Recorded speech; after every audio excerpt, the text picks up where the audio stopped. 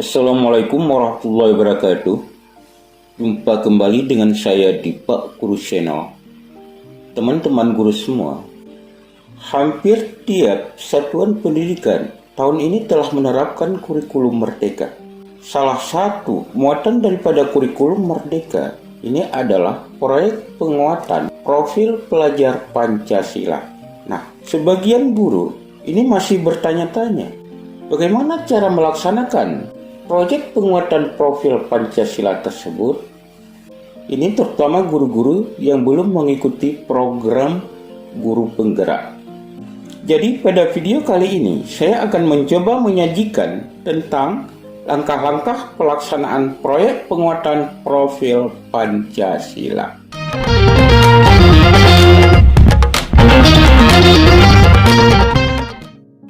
Ini sebagai pendahuluan, kita awali dengan sebuah pertanyaan. Mengapa harus P5? Jadi dalam hal ini, siswa tidak hanya kita suplai materi, teori-teori. Mereka juga jarang mendapatkan pengetahuan-pengetahuan yang berupa sikap. Baik sikap sosial ataupun sikap spiritualnya. Sehingga mereka sulit untuk berinteraksi di dalam lingkungan. Jadi di dalam P5 ini, siswa akan kita bekali dengan sikap-sikap tersebut dan keterampilan-keterampilan tersebut. Itu diantaranya beriman, bertakwa, dan berakhlak. Kemudian berkebinekaan global dan saling bergotong royong, mandiri, kreatif, dan bernalar kritis. Nah, berikut langkah-langkah pelaksanaan P5. Jadi untuk melaksanakan P5 di dalam kelas ataupun di sekolah, ini ada 7 tahapan. Tahapan yang pertama adalah prakegiatan. Kemudian tahapan yang kedua, itu adalah pengenalan proyek. Dan tahapan yang ketiga, ini adalah tahap kontekstualisasi. Kemudian yang berikutnya tahap 4, ini adalah perencanaan kegiatan. Tahap 5, aplikasi ataupun pelaksanaan kegiatan. Kemudian tahap 6, yaitu perayaan ataupun display proyek. Dan yang terakhir, yaitu tahap 7, adalah evaluasi dan refleksi. Kemudian mari kita lihat tahap demi tahap tersebut. Tahap pertama yaitu prakegiatan.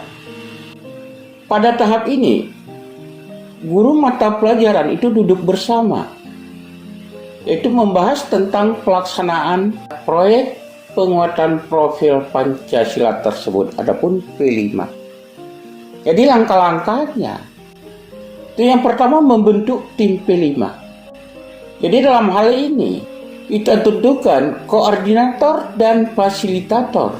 Kemudian langkah yang berikutnya adalah mengidentifikasi kesiapan sekolah. Jadi dalam hal ini, apa saja yang mungkin, ataupun tema apa saja yang mungkin dilaksanakan di sekolah sesuai dengan sarana dan prasarana yang tersedia. Kemudian langkah berikutnya adalah menentukan tema dan dimensi profil pelajar Pancasila. Jadi dalam hal ini, secara bersama-sama menentukan tema dan dimensi daripada profil Pancasila. Jadi masing-masing jenjang ini berbeda jumlah tema yang akan kita laksanakan. Jadi tema yang kita pilih di sini sesuai dengan kesiapan daripada sekolah. Kemudian langkah berikutnya yaitu menentukan alokasi waktu. Jadi dalam hal ini, masing-masing guru mapel itu berembuk masalah waktu sesuai dengan waktu yang tersedia untuk masing-masing mapel. Kemudian yang berikutnya adalah mengembangkan modul. Tim yang telah terbentuk, maka setiap tim ditugaskan untuk mengembangkan modul sesuai dengan tema yang telah ditentukan. Jadi dalam hal ini kita boleh mengadopsi modul-modul yang telah disediakan oleh tim pengembang kurikulum dan dapat kita download pada aplikasi PMM. Nah, langkah yang berikutnya yaitu mengembangkan TP, ataupun mengembangkan tujuan pembelajaran. Jadi pada tahap ini, setiap tim itu akan mengembangkan tujuan pembelajaran sesuai dengan tema yang telah ditentukan. Kemudian dari tujuan ini, selanjutnya mengembangkan topik apa yang akan dipilih dan menentukan alur aktivitas dan asesmen adapun penilaian yang kita gunakan untuk melakukan evaluasi daripada proyek penguatan profil Pancasila tersebut. Kemudian kita masuk ke tahap 2. Jadi tahap 2 ini adalah tahap pengenalan tema proyek. Pada tahap ini, itu pembimbing ataupun fasilitator menggiring peserta didik pada permasalahan sesuai dengan tema yang telah ditentukan. Ini dapat kita lakukan dengan mengajukan pertanyaan-pertanyaan pemantik untuk memancing peserta didik tertarik dan mempunyai rasa ingin tahu terhadap tema yang kita berikan. Misalnya, pertanyaan-pertanyaan dalam bentuk permasalahan.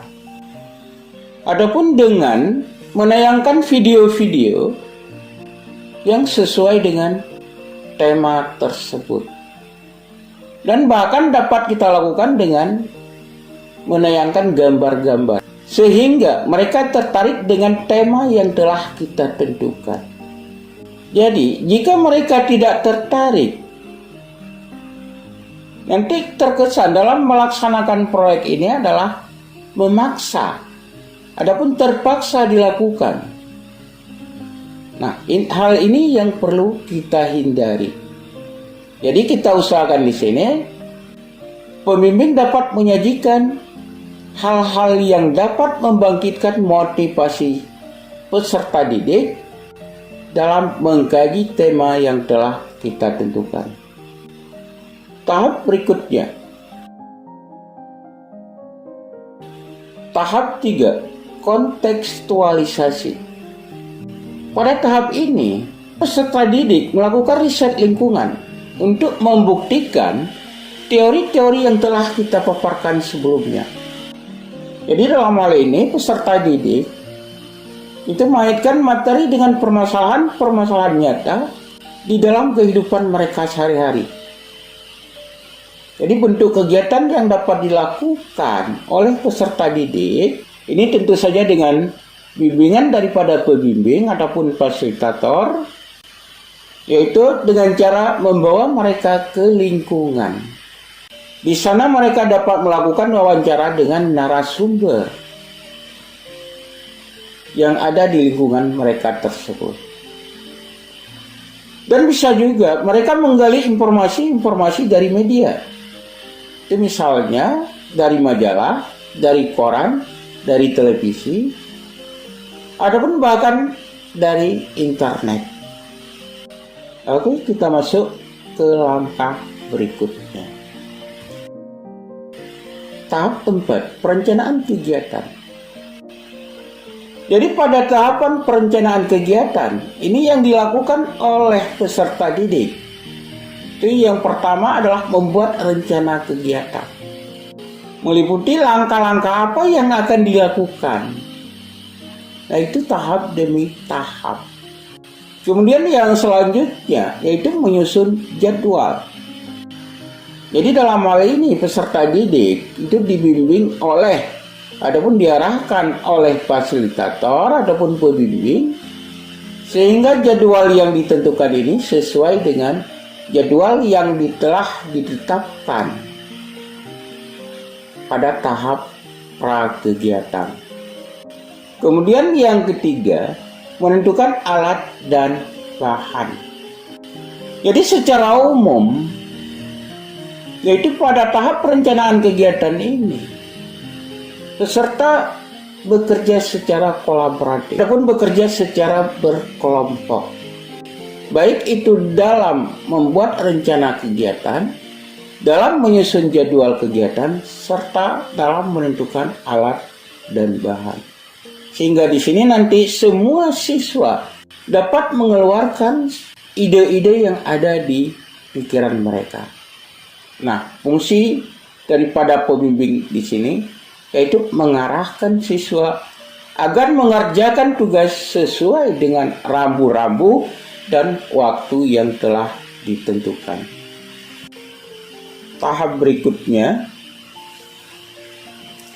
yaitu tahap 5, pelaksanaan kegiatan. Jadi pokok adapun inti dari kegiatan proyek profil Pancasila ini adalah melaksanakan kegiatan. Jadi kegiatan yang dapat kita lakukan pada P5 ini, yang pertama membuat produk. Produk yang dibuat ini itu tentunya produk yang mempunyai nilai jual. Kemudian selain membuat produk, mereka juga bisa membuat dalam bentuk poster, video, ataupun yang lainnya seperti komik. Selain itu, mereka juga dituntut untuk dapat membuat makalah dari kegiatan proyek yang telah mereka lakukan. Guru, adapun pembimbing, adapun fasilitator, ini harus terus berkreasi agar siswa selalu ikut berpartisipasi dalam setiap kegiatan pembelajaran yang dilakukannya. Oke, tahap berikutnya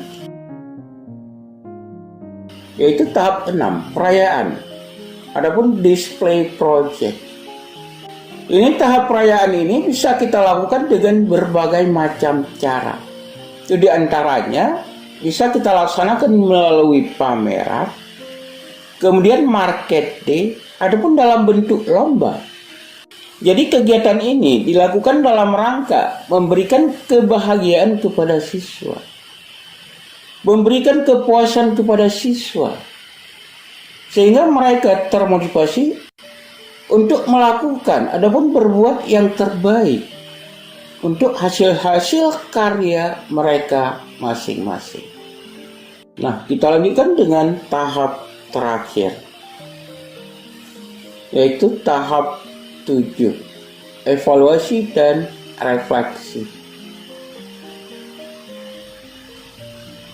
Jadi untuk evaluasi ini dapat dilakukan dengan cara berembuk bersama dewan guru yang terlibat dalam pelaksanaan proyek, yaitu melalui dokumentasi kegiatan dan membuat rapor proyek, di mana rapor proyek ini akan kita bagikan pada akhir tahun. Kemudian dari hasil ini akan kita refleksi, kita mencari kelebihan ataupun kekurangan. Jadi pada kegiatan ini diharapkan sebagai tahapan untuk perbaikan kegiatan proyek untuk yang akan datang. Nah, itulah 7 tahapan yang perlu kita lakukan dalam melaksanakan proyek penguatan profil pelajar Pancasila. Jadi untuk video kali ini cukup sampai di sini.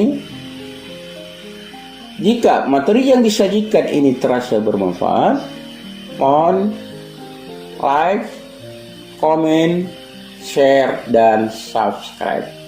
Saya akhiri, assalamualaikum warahmatullahi wabarakatuh.